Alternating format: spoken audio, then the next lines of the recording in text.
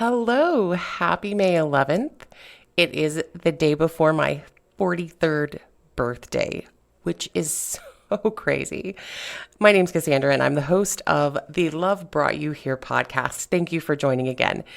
I never thought that I would make it to 30 years old, and here I am turning 43 tomorrow. I'm grateful, and also my mind is just completely blown by it. Thank you for joining me again today. I am, as I've said many times, I've gained access to an actual studio, but I do have to do some training to be able to use it. And there's also protocol to wait. And so that will be at the beginning of June. I have a couple of guests booked for the show that I'm really excited about. One I did a show with my last podcast. I interviewed this person and I'm very excited to be reunited. It's just everything takes some time. And you might ask, why are you putting out these ridiculous episodes in the interim? But the answer is, and I think a lot of people probably who are creative minded struggle with this. I am a perfectionist. It turns out that I am good at just making things off the cuff, whatever it is. But I become so obsessed with making it perfect every time that sometimes I just have to create and be consistent with that. And I think that there's a lot to be said for allowing ourselves as humans to make mistakes, because mistakes are actually opportunities for us to grow. I realize that for myself personally, I spent a life being good at a lot of things. And once it started to be a struggle, I'd just move on to the next thing. I was never allowing myself the opportunity to truly grow and to truly polish any sort of skills. And so that is why you had the first installment of Hall or Hogwash last week. Let me know what you thought about that. Probably pretty weird. This week, we're going to change the pace just a little bit I've been thinking a lot about a specific topic, and it actually relates to this creative process that I've introduced you to this episode with. You'll hear about it as I'm actually going to read to you something that I wrote recently, a piece of just a prose, some thoughts that I wrote. And, there's a term called glass child, which will actually be defined as I read.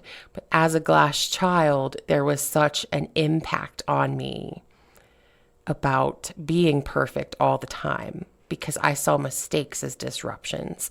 And so if you struggle with anything like that, I want to encourage you, make junk. Allow yourself to make junk, because sometimes that's what you need to do. Sometimes that will spawn an idea that could be your most fabulous idea that you've ever had. And we'll get into that directly, but first, I'm not sure what that means. First, I want to do the snack haul as always. My snack is actually in my water bottle today. It is a cold brew tea, and I don't know if you knew this. Any tea can be a cold brew tea. Who knew? But this is actually cold brew, so it's like fast. But this is a lychee and mango tea. It is absolutely delicious and delightful. Two of my favorite things ever. So, let's get into this. I think that even if you don't identify as a glass child, which again will be defined while I read, I think that you'll be able to see yourself in this. And I'm going to pose some questions before I start reading. And that is, are you someone who's struggling to find your voice, who struggles to stand up when it feels scary, to say the words, to use the words? Are you someone who's struggling to find your personal power? Or maybe you don't realize the ways that you're actually giving it away by not using your voice. All right, and here we go. The first time I learned that there were consequences for using my voice, specifically against abuse, I was 3 years old. My only sister, named Damaris, had profound disabilities, both physically and intellectually, and had to have all of her needs met by someone else, such as being fed, toileted, etc. Our mother was intentionally made to be unalived, because I can't say the word here, when I was 9 years old. And until the end of her life, when she became so sick that she couldn't care for herself any longer, I only remember one time that she had help caregiving for my sister and I. And this was when I was 3 years old and my sister was 9. For reasons that I don't remember, my mom hired a caregiver to come in and to offer respite while she did little tasks like go out and buy groceries without pulling us around. But after only one day, her plans were unfortunately derailed. While she was out very briefly, the caregiver was left with my sister and me, and she was feeding Damaris, and she couldn't get her to sit up to her liking. I watched as this caregiver stood behind my sister, grabbed her bangs, and pulled her head up by her bangs. And that evening, I told my mother. My mom never questioned what I told her, and at most met what I said with curiosity just to make sure that she fully comprehended, but she never questioned me. And the next day, she fired the caregiver. But before this woman left in protest, she said to my mother, "You're going to believe this crazy child over me, an adult." Once again, my mother didn't hesitate. She didn't blink, and she told the woman to leave. However, I heard what she said. My little 3-year-old self felt the emotional implications of being called crazy for the first time, even though I had merely said out loud what I had witnessed. And somewhere in my already parentified heart, I understood that speaking up came at a cost, even with an amazing support system like my mother. But I knew that my words and my truth, despite their origin or the fact that they were rooted in justice, had just cost my mom the only relief she had ever gotten, even if she didn't say that or show that to me in any way. And that was the moment when I learned to accept being silenced if the exchange meant perceived physical comfort, not only for myself, but for those without a voice like Damaris or those who I loved, like my mother. There's a term called glass child that's used to describe the sibling of a child who has some type of exceptional needs, like my sister Damaris. It refers to the fact that the child without the disabilities or the extra needs grows up feeling see-through, like glass. It's usually not a conscious wound that's carried with any sort of resentment, because most of us who are glass children grow up with empathy that far exceeds those of quote-unquote normal family dynamics. Most of us understand what a privilege and an honor it is to be loved and trusted by someone so vulnerable and special like our sibling. But more than one thing can be true at the same time. The wound isn't just from being overlooked because the quote-unquote normal child doesn't have a disability. Often these children, like myself, are high achievers who don't cause problems. They're the kids who everyone says are such a joy to be around and are never an issue. But the shadow of this is that this is very much a learned behavior. Though these children are often quiet, they are also some of the most sensitive to nonverbal cues. Often, they've learned some sort of adaptive communication used to interact with their siblings, and therefore become able to read other forms of nonverbal communication very quickly. The family units, even under the best and most well-intentioned circumstances, tend to be rather unpredictable for a child who is developing their personality and their psyche. Things like bathroom accidents with their siblings or uncontrolled and unregulated emotions due to a simple lack of understanding or health emergencies happen in these households on frequent, almost daily basis. And more often than not, plans are simply something that can rarely be executed. So, these glass children learn to be quiet and small with their needs and to not add to the uncertainty of their household. They learn that if they avoid adding to the emotional or logistical chaos of the family unit, maybe things will go more smoothly. Maybe people can be happy. And so their actions become very strategic, measured, and planned. And not just regularly planned, but they'll have solutions for 20 different scenarios before any issues are even thought of, or have an opportunity to arise. Now, this is also common in families where there is an abusive dynamic. You do see this, but I would argue that it manifests a little bit differently in the lives of glass children because these kids aren't just protecting themselves. They are also protecting their siblings, who often don't have a direct form of verbal communication. They're voiceless sometimes. While there's something to be said of learning diplomacy and when to speak up and when to not, there's another way that these children experience life differently. They don't just learn to silence themselves and their own needs and sacrifice for a sibling.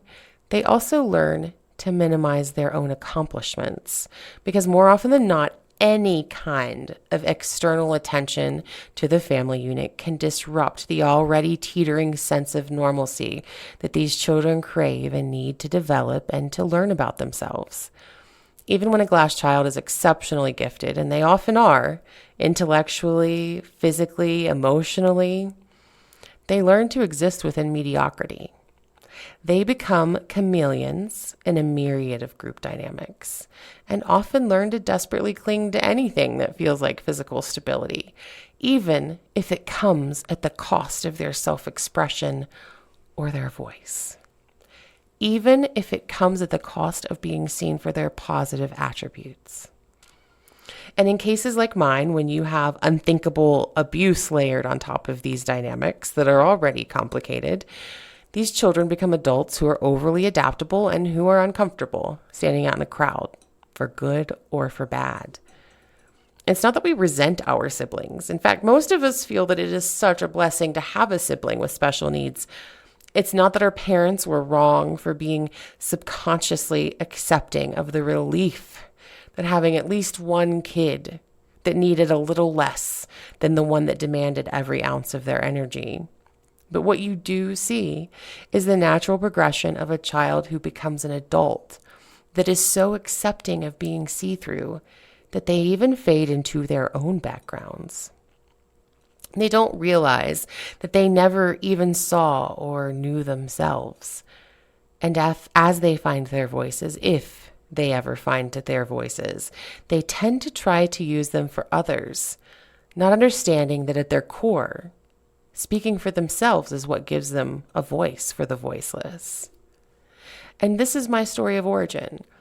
It's not about the overt abuse that my family endured at the hands of my father, although that is certainly a large part of it. It is a piece that I can't deny. But instead, the foundation of my story really starts with an adoring mother and a sister that I loved deeply and with whom I had a relationship that transcended anything that I could ever articulate. The origin of learning to be comfortable with my own silence has less to do with the abuse of power dynamics and more to do with the natural progression of the parts of my family that was loving and nurturing, at least for the first 9 years of my life. It has to do with my mother and my sister and the beauty that they surrounded me with. My origin story is less about the obvious things that went wrong and more about the things that lie within the subtleties and even beauty. And when I learned to speak against abusive dynamics as nearly a middle-aged adult, I began to do so without being able to comprehend that I wasn't impassioned by the abuse of power itself, but more so by the fact that I never belonged in those group dynamics that I was fighting in the first place. I was never wrong to speak up for myself. I wasn't wrong about the abuse of power and the patterns that I saw that were missed and dismissed by others and by institutions.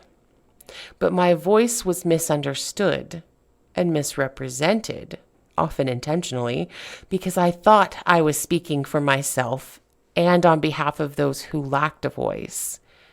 But I was actually taking a stand for people who just weren't willing to even speak up for themselves. While you can set the table for someone, you can't force them to eat. And many people choose never to eat. I realize now I was constantly looking for my sister's face because I didn't understand that we were separate. And I was yearning for the same unquestioning acceptance that my mother had given me when I spoke truthfully and with conviction. But the rooms in which I was speaking contained people interested in maintaining the status quo and peace, dedicated to it even. No amount of using the right words or presenting the right research or flexing my intellect could make these people or these institutions see me, although I tried. Because in reality, I was still speaking from a place of being a glass child and from being see-through. If I had comprehended that my mother, even in her absence, always supported my endeavors to stand up for myself, I wouldn't have kept fighting institutions designed to resist improvement, because I would have known that I only needed my own approval. If I knew the gift that lies within seeing the subtleties that most miss, whether intentionally or obliviously, I would have walked away with my dignity intact more often. If I had understood that my voice was Cassandra's voice and not Damaris's voice, I would have understood the importance of leaving places that were supportive of harmful hierarchies that I felt so impassioned to stay and dig my heels in and fight. But as a glass child, it took me over 40 years to understand that my voice was my own, and that safety was never cultivated in environments that required me to be silenced, nor that required me to exhaust my voice in protest. It took me over 40 years to understand that when I used the voice of Cassandra for Cassandra, I was choosing to love myself. And in doing so, I wasn't abandoning Damaris, but I was instead freeing us both. My sister Damaris would never have wanted us to both be bound by a single voice. She wouldn't have wanted us to be held captive because of my survivor's guilt that feared if I spoke for myself and didn't include her or someone else, I was somehow leaving her behind. She wouldn't have encouraged the continuation of my subconscious fear that if I spoke to free myself, I risked abandoning her.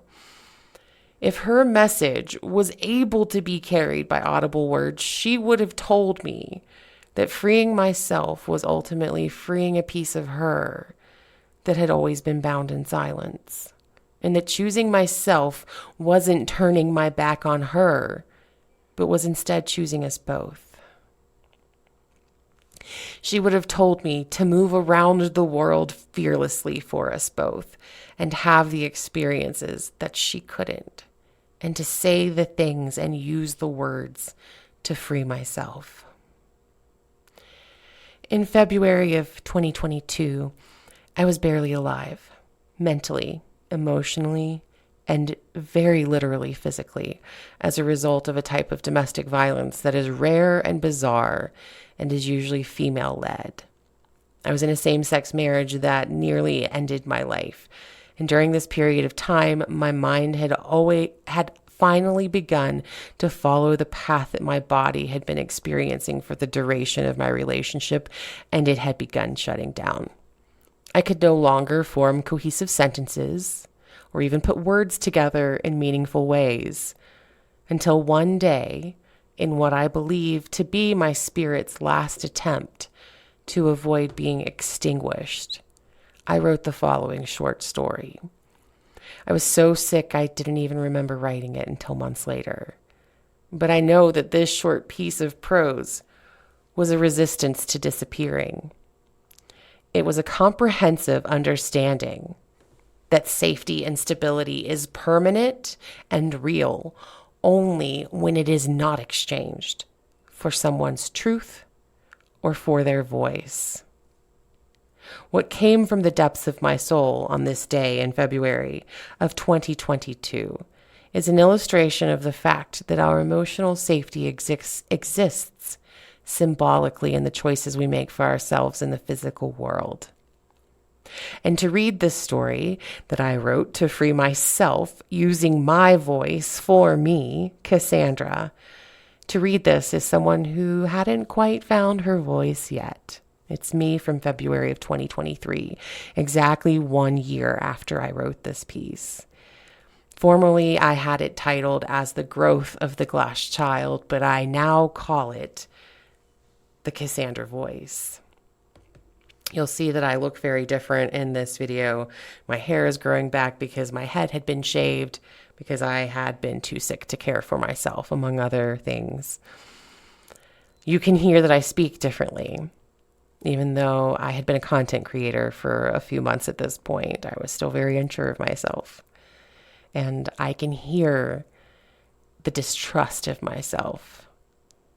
But I wanted her to read it because I thought, who better to read it, and so that you can see the adaptation and the growth.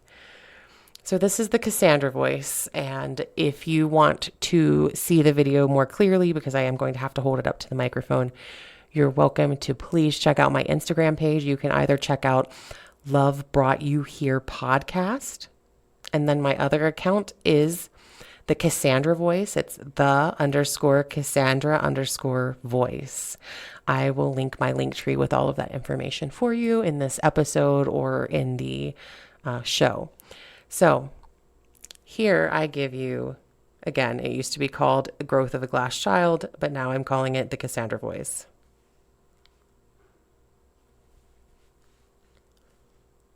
Just kidding.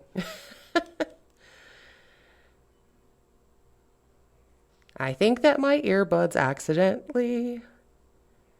Well, I don't know where my sound went. Let's see. Bear with me for just a moment. Got it. I think the moment that I felt like I had really made it was in my mid-20s when I got my own apartment. But it wasn't living in my own apartment that swelled my mind with visions of independence and importance. It was my Dollar General coffee table that I bought for $20. It was made of plastic and particle board and fashioned to look like different types of wood. It was a terrible table, if I'm being honest. But I chose it, I paid for it, assembled it, and most importantly, I filled my space with it. My space. Less important was the fact that I didn't have a roommate for the first time ever. I genuinely enjoyed living with others and learning how to cohabitate. I've always been a sucker for learning about social human interactions and behaviors, so roommates proved as free windows into that world. But that didn't matter so much. The coffee table was my trophy. It was a statue of sorts that represented complete choice in the way that I dealt with my own space and even with myself. That cheap plastic coffee table spoke to me in the soft voice of the sun gently healing a broken plant, applying gentle but consistent warmth to the area needing attention. In this case, I was the plant, and the broken limb was my lack of prior opportunities to fully embrace and acknowledge my own desires and even attention to basic human needs. For the first time in my life, I was allowed to have a coffee table because I didn't need to worry about my physically disabled sister tripping over it. I had always wanted a coffee table as a child for some reason, but was regularly and ultimately met with complete disagreement from my father. My sister could get hurt, and that was more important than any needs or thoughts that I might have on decorating. So, as time went on, as I was a child, I missed out on many coffee tables. I had learned to accept that some people just don't get to have coffee tables, and that's that. I learned to silence my own thoughts, feelings, and desires because they obviously weren't worth discussing. But as I assembled and began setting up that coffee table in my very own apartment, this glass child felt seen for the first time. I felt more like stained glass and a little less translucent.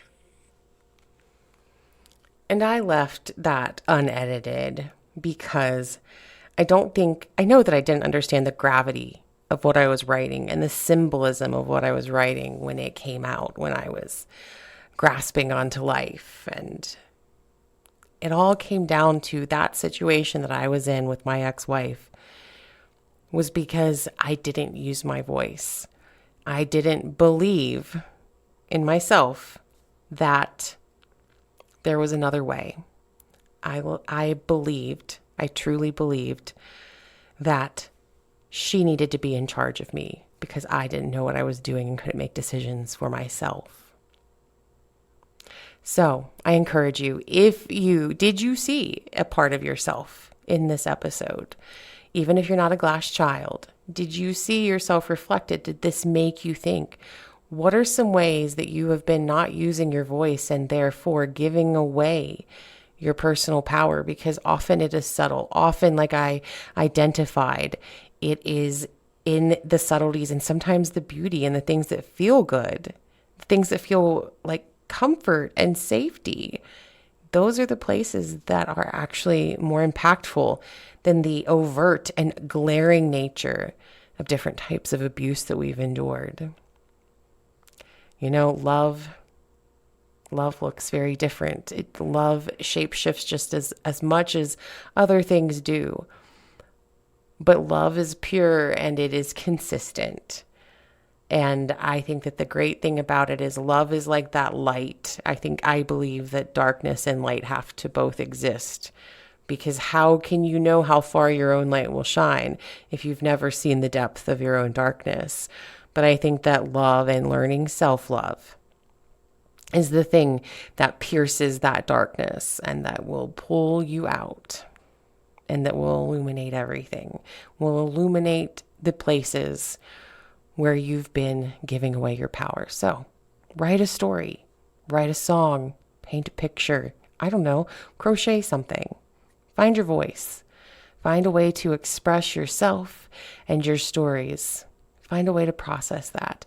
And don't forget to check out my Substack and my Snacks and Tracks playlist on YouTube, where I'm adding the song Cassandra, appropriately, by Florence and the Machine. If you don't know about the meaning of the word Cassandra, it is actually from Greek mythology, and I will put that in my Substack. That probably won't be up until Tuesday. I was actually sick this week, so that's why everything's a little late. And lastly, if you're here, thank you so much for being here. I hope that you're getting something from this even as I'm trying to find my own voice within this show and trying to get my guests and get everything up and fully running. Thank you for growing with me and learning with me through my mistakes. But always remember, in the words of James Baldwin, love brought you here. If you've trusted love this far, don't panic now. I'm Cassandra, and this is the Love Brought You Here podcast. Thank you so much for being here with me, and I will see you next week.